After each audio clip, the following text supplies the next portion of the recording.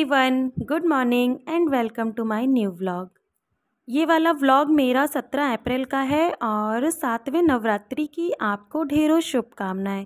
तो जी आज इसकी छुट्टी थी, थोड़ा सा इसको कोल्ड हो रखा था इसलिए ये स्कूल नहीं गई और पूजा बत्ती करने लगी मेरे साथ। फिर मैंने आखिरी में इसको हवन करने के लिए पूरे घर में दिखाने को बोला। तो डर भी रही थी एक तरफ से और कह रही थी कि मेरा हाथ जल जाएगा। असल में वो मिट्टी का है ना, तो थोड़ी देर बाद उसमें ना वो गर्म होने लगता है। फिर भी इसने पूरा किया और पूरे घर में घुमाते हुए अंत में तुलसी जी के पास लाके रख दिया।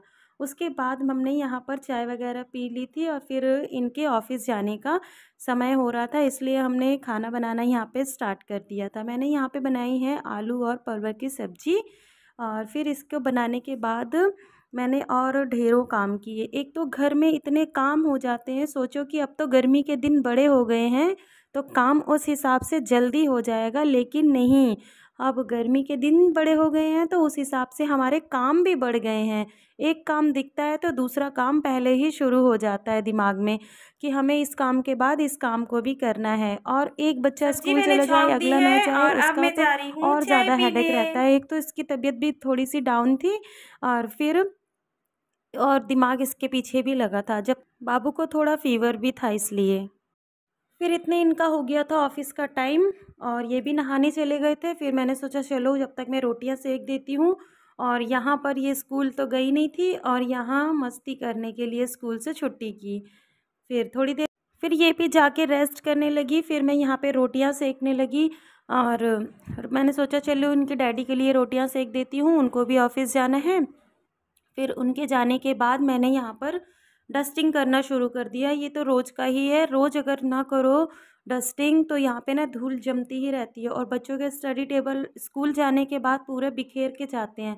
तो मुझे ना दोनों की साइड की टेबल इनके नाम के हिसाब से ना कॉपियाँ इनकी डिस्ट्रीब्यूट करनी पड़ती है, एक एक साइड में जिसकी जिस तरफ है उस तरफ लगा देती हूँ और साफ़ कर देती हूँ टेबल। तो फिर ना इनके आने के बाद ये फिर ऐसा ही हो जाता है, लेकिन फिर मुझे इनके मतलब इनको ठीक से रखना ही पड़ता है और साफ़ करना पड़ता है। बच्चे हैं छोटे, वो कितना ही करेंगे, इसलिए टाइम टेबल लगा के जाते हैं ना तो पूरा टेबल ये फैला देते हैं।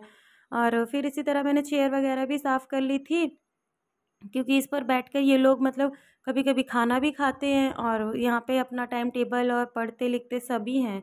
फिर इसी तरह मैंने इसको भी साफ़ कर लिया और दूसरी साइड बेड भी बहुत ज़्यादा फैला हुआ था, बेड के भी सारे कपड़े हटाए क्योंकि बच्चों ने चेंज किए थे और मैंने उसको धुलने के लिए रख दिया।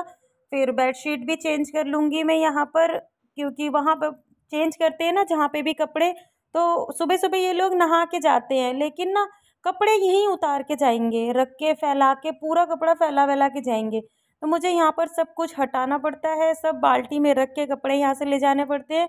और ये बेडशीट मैं हमेशा 3 से 4 दिन पे चेंज कर देती हूँ और गर्मी में तो मुझे लगता है कि मैं और जल्दी ही इसको चेंज कर दूँ, नहीं तो मुझे अच्छा नहीं लगता है। फिर इसलिए ना मैं 3 दिन में इसको चेंज कर देती हूँ। और फिर बच्चों के रूम की चादर तो मैं ज़्यादा मतलब नहीं, लेकिन फिर भी 2 या 3 दिन में कर देती हूँ चेंज।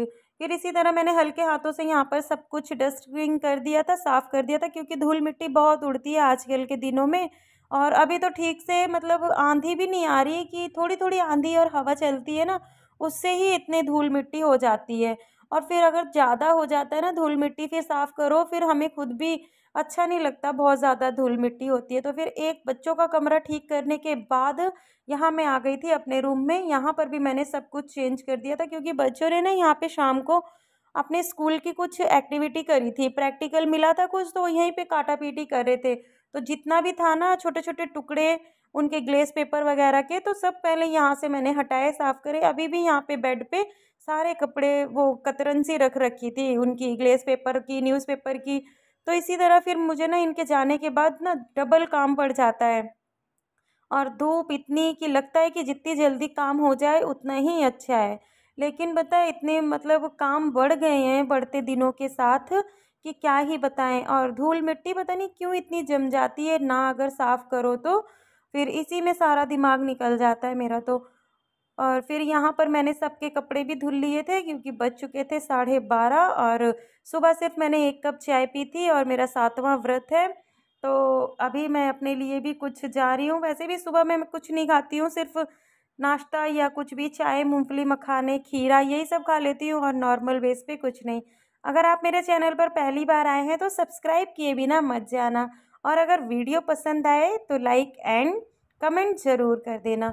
तो जी मैं यहाँ पर लेके बैठ गई थी अपना खीरा और दही। तो मैं यहाँ पे सिंपल इसको कट करके बस ऐसे ही खा लूँगी।